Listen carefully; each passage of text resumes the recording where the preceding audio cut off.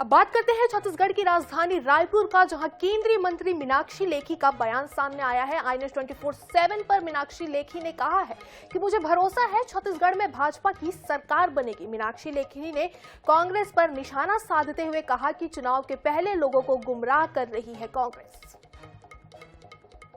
हमारे साथ बातचीत करने के लिए मौजूद हैं केंद्रीय मंत्री मीनाक्षी लेखी जी, उनसे बात करेंगे। मैडम, छत्तीसगढ़ दौड़ा हुआ है, गरियाबंद आप जा रही हैं, भाजपा के पक्ष में कैसा माहौल यहाँ पर आप देख पा रही हैं? मुझे पूरा भरोसा है कि वहाँ भूतेश्वर जी का मंदिर है, तो जाहिर तौर पे उनका आशीर्वाद भी प्राप्त होगा।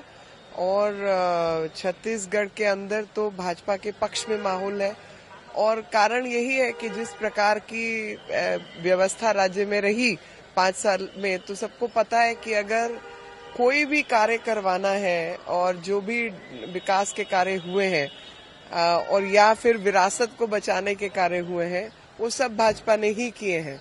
दूसरे लोगों को मौका दिया है यहाँ की जनता ने, लेकिन मौका देखकर पछता रहे हैं क्योंकि उस बीच कुछ काम ही नहीं हुआ।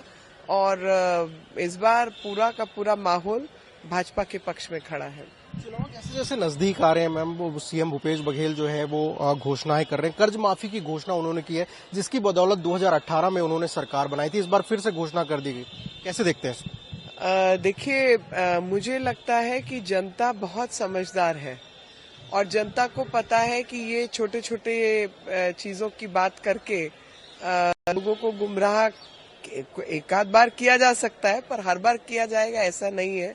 क्योंकि हम सबको मालूम है कि किस प्रकार से केंद्र सरकार ने एमएसपी बढ़ाया। हमें पता है केंद्र सरकार ने पानी से लेकर खाद तक की व्यवस्था करके दी। हमें ये भी पता है कि गोबर के नाम पर स्कैम हुआ है यहाँ पर।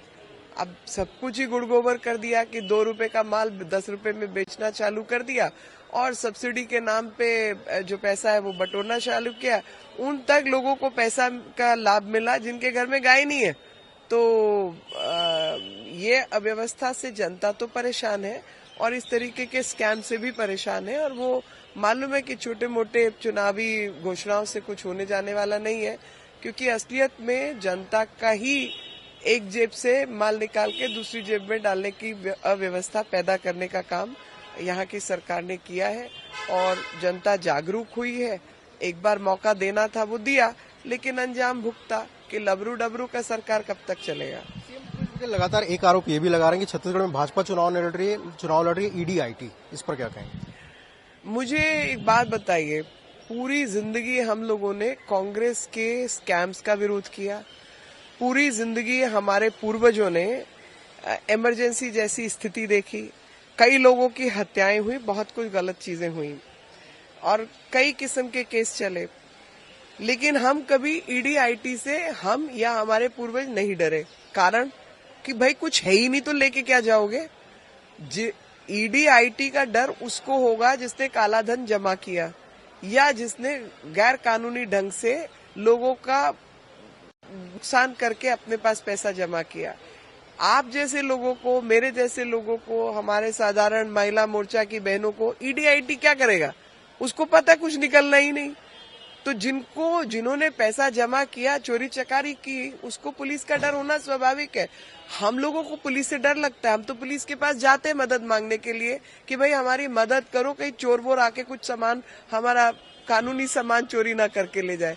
ईडी-आईटी का डर, पुलिस का डर चोरों के मन में ही होगा जिन्होंने जनता को धन लूटा है, प्रदेश का धन लूटा है, देश के साथ धोखा किया है। आम आदमी को क्या फर्क पड़ता है? आप में से किसी को फर्क पड़ता है जी? नहीं पड़ता, किसी को नहीं। आपको पड़ता है? नहीं पड़ता। क्या ही कर लेगा आके? जो है, जो पैसा है वो तनख्वाह आती है, उससे घर चलता है। जो बचाया उससे बचाया, अगर कुछ बचाया तो, नहीं तो बचता ही नहीं होगा। और कुछ बचेगा तो नियम और कानून के हिसाब से। तो ईडी-आईटी क्या कर लेगा जी? ईडी-आईटी का डर उसी को है जिसने काला धन घोटाले करके जमा किया हो।